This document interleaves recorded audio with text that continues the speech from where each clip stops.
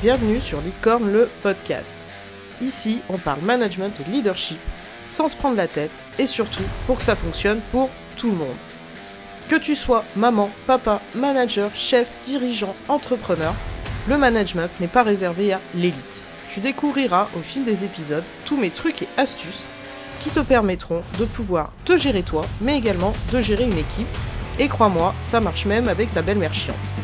Je te dis à tout de suite pour l'épisode du jour. Aujourd'hui, j'ai envie de te parler d'un sujet qui est une question pour toi.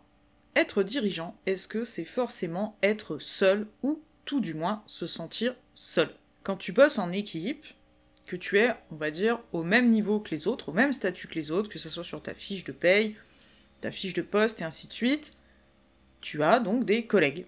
Et quand tu deviens dirigeant, petit rappel encore une fois, dirigeant c'est manager, chef d'équipe, chef d'entreprise, entrepreneur à ton compte, forcément, pour moi, ça change la donne. Et tu vas me dire, pourquoi ça change la donne? Eh bien parce que tu passes du côté obscur de la force, c'est-à-dire que là, tu vas devoir diriger les autres. Donc avant, t'étais au même statut qu'eux, collègue de boulot, t'avais les mêmes difficultés, les mêmes soucis, les mêmes réussites, et ainsi de suite, et du jour au lendemain, notamment en cas de promotion interne, tu vas devenir leur chef. Et dans la tête de ces personnes, il y en a pour qui tu vas être complètement légitime et ils ne vont jamais remettre ça en question, et il y en a d'autres, malheureusement, pour eux, ils auraient dû avoir le poste, ils sont peut-être là depuis plus longtemps que toi, ils sont là, ils estiment travailler plus que toi, mieux que toi, et ainsi de suite. Et je rappelle qu'avant, c'était tes collègues. Donc, vous bossiez ensemble, la machine à café, on se racontait des blagues, on parlait de ses enfants, on parlait de la famille, de ce qu'on avait fait ce week-end, et tu remarqueras assez vite que, d'un coup, ce genre de discussion n'existe plus trop. Ou en tout cas, tu sens qu'il y a quand même... Ils sont dérangés par quelque chose, beaucoup plus distant, beaucoup plus froid avec toi. Et à ton avis, pourquoi ils réagissent comme ça? C'est tout bête, tout simplement parce que eux estimaient avoir droit à ce poste et que là, ils vont te tester. C'est-à-dire que quand tu deviens une figure d'autorité, les gens vont passer du temps à t'observer, à regarder tout ce que tu fais, regarder et à écouter tout ce que tu dis pour détecter, entre guillemets, la moindre faille en disant « tu vois, j'avais raison ». Tu remarqueras également, et je pense que c'est quelque chose que tu as déjà vécu ou connu, on se ligue toujours contre la personne que tout le monde déteste et généralement c'est le chef. Si tu prends un exemple de la vie courante qui est assez flagrant, c'est les enfants. Puisque on va leur dire quoi faire, on va leur dire comment le faire, ça fait partie de l'éducation, donc tu fais figure d'autorité. Et si toi, tu ne fais pas ce que tu leur demandes, forcément, ça va créer une sorte de conflit interne, entre guillemets, et eux, ils vont vouloir défier ton autorité. Puisque tu leur demandes de ranger leur chambre, et toi, tu ne ranges pas la tienne, par exemple. Je pense que tu vois tout à fait de quoi je parle. Donc là, c'est un exemple très perso, dans le domaine familial, mais si on devait donner un exemple au travail, ça m'est arrivé.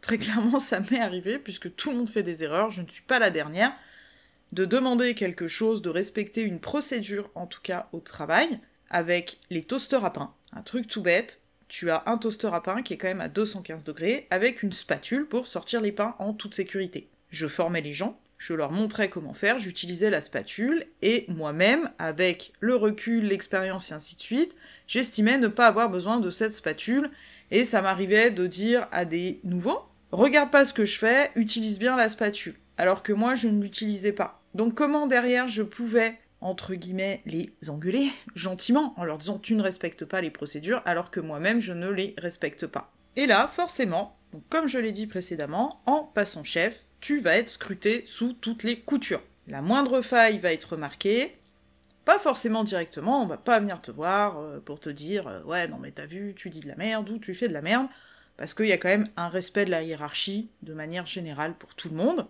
mais ça va permettre à l'équipe un petit peu de se liguer contre toi, en disant « T'as vu, il fait pas ça comme il faut, t'as vu, il a dit ça mais en fait il fait ça », et ça va donc créer une sorte de distance entre toi et tes anciens collègues. Vous êtes toujours collègues, mais il va y avoir de la distance. Et donc cette distance se met en fait de manière assez naturelle. Donc là, il y a deux façons de réagir, parce que sinon, si tu continues sur le même chemin en te disant de toute façon, je suis chef, et ça, petit aparté, mais c'est vraiment l'attitude d'un chef con, je te le dis, c'est vraiment ce que j'en pense. Si tu restes dans cette attitude de chef, c'est-à-dire j'ai été nommé, de toute façon, les autres ont qu'à suivre, et tant pis pour eux, et bah, je fais des erreurs, mais c'est pas grave, on en fait tous, mais surtout je vais pas le dire, je vais pas montrer que je suis humain, puisque tu restes toujours le même humain que tu étais avant. C'est juste ton poste qui a changé.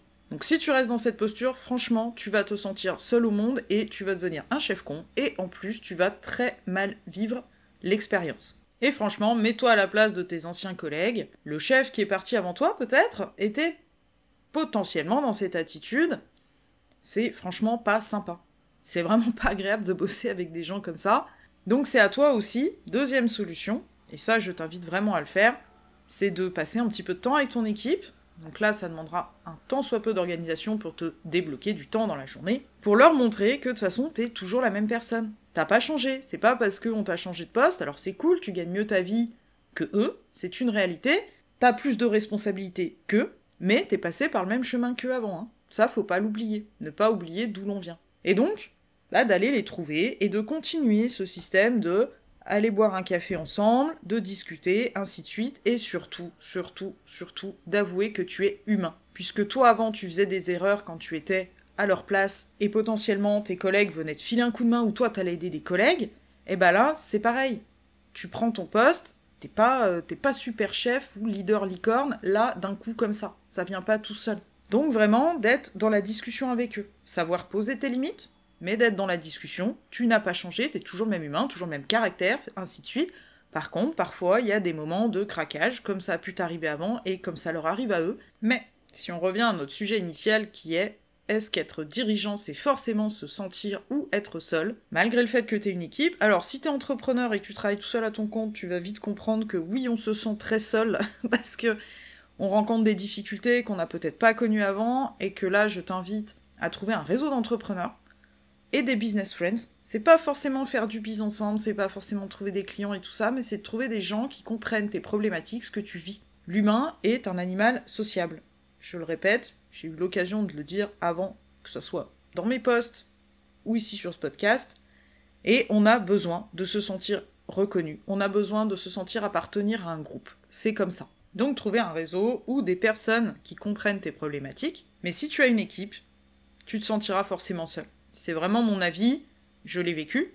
J'ai travaillé, on était en moyenne entre 25, 30, voire jusqu'à 40 personnes sur le terrain, ce qu'on appelait le terrain, donc dans le restaurant. Ça fait tout autant de gens à gérer, et tu te sens seul.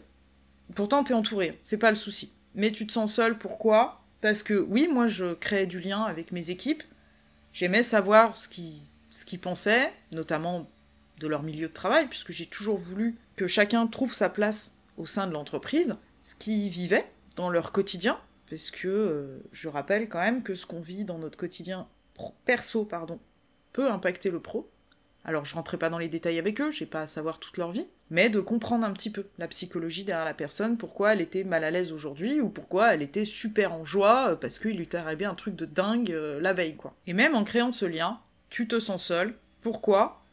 Alors, les personnes avec qui tu travailles quand t'as créé du lien vont kiffer bosser avec toi, sérieux, seraient prêtes à vendre leur père et leur mère, vraiment. Enfin, j'exagère le trait, mais c'est un petit peu ça, pour te faire plaisir à toi, parce que ils savent que toi, tu veux leur faire plaisir, que tout se passe bien pour eux au travail, mais tu te sens seul parce que, de toute manière, c'est toi qui as le pouvoir décisif, même si t'en discutes en groupe, même si on prend des décisions collaboratives, c'est toi qui vas en assumer les conséquences, positives ou négatives, et tu te sens seul. T'es entouré, mais tu te sens seul, puisque t'as quand même cette impression que personne ne va être capable de comprendre ce que tu vis. Si tu es le seul dirigeant de ton service, forcément, ouais, tu te sens méga seul. Comme les entrepreneurs en ligne, c'est vraiment quelque chose, pour avoir discuté avec pas mal d'entre eux, moi, j'ai un réseau, je me suis fait des business friends, et c'est vrai que c'est génial parce que dès que t'as un souci, tu peux envoyer un message, même quand c'est un pétage de câble, mais en discutant avec eux, ils se rendent compte qu'ils sont tout seuls, même s'ils ont des clients, même si tout ça, ils ont l'impression d'être vraiment seuls au monde, puisque personne ne les comprend, à part ceux qui sont dans la même situation, qui vivent les mêmes choses. Et donc si t'es seul à diriger ton service, le seul manager ce jour-là, ou quoi que ce soit, et que tu diriges ton entreprise, alors oui, t'as ton assistante, oui, tu vas avoir l'ARH, tu vas avoir ainsi de suite, mais chacun est un petit peu dans son bureau. Et l'ARH, elle a pas les mêmes problématiques que le dirigeant, et inversement. Et donc tu te sens seul. Le seul moment où tu te sentiras pas seul, c'est du vécu, pour le coup. Parfois, ça m'est arrivé d'avoir d'autres collègues au même statut que moi, qui avaient le même horaire de travail que moi ce jour-là, qui étaient mes soutiens, Et là, c'est cool. C'est cool parce que entre guillemets, tu discutes d'égal à égal, puisqu'on a les mêmes difficultés, les mêmes problématiques. Donc si je devais te dire une seule chose, comme mot de la fin, oui, tu vas te sentir seul, tu seras entouré, mais tu vas te sentir seul puisque tu auras l'impression que personne ne comprend tes problématiques à part tes pairs. Donc ça peut être d'autres dirigeants comme toi, ça peut être d'autres entrepreneurs. Choisis bien également les réseaux dans lesquels tu veux être et entoure-toi. Petit conseil qu'on m'a donné très très récemment, c'est compliqué pour les autres autour de toi, ta famille, tes amis et ainsi de suite, de comprendre en fait ce que tu vis intérieurement à partir du moment, et je suis assez ok avec cette vision, pour moi on ne peut pas comprendre quelque chose tant qu'on ne l'a pas vécu. Chacun a son propre vécu et chacun vit les choses à sa manière, mais tu peux quand même mieux comprendre l'autre. Donc sache t'entourer, mais sache aussi apprécier, j'ai envie de dire, de vivre avec toi-même à ces postes-là. Va au contact de tes équipes pour vraiment créer du lien, reste humain. Et donc n'oublie pas de te créer un réseau. C'est super, super important. Des gens qui te comprennent et qui vont te soutenir. Si tu apprécies ce podcast et si tu as apprécié cet épisode, je te laisse mettre un like, des petites étoiles, un commentaire sur ta plateforme d'écoute préférée. Et je te dis une belle soirée ou une très bonne journée suivant l'heure à laquelle tu vas écouter ce podcast. Et à bientôt!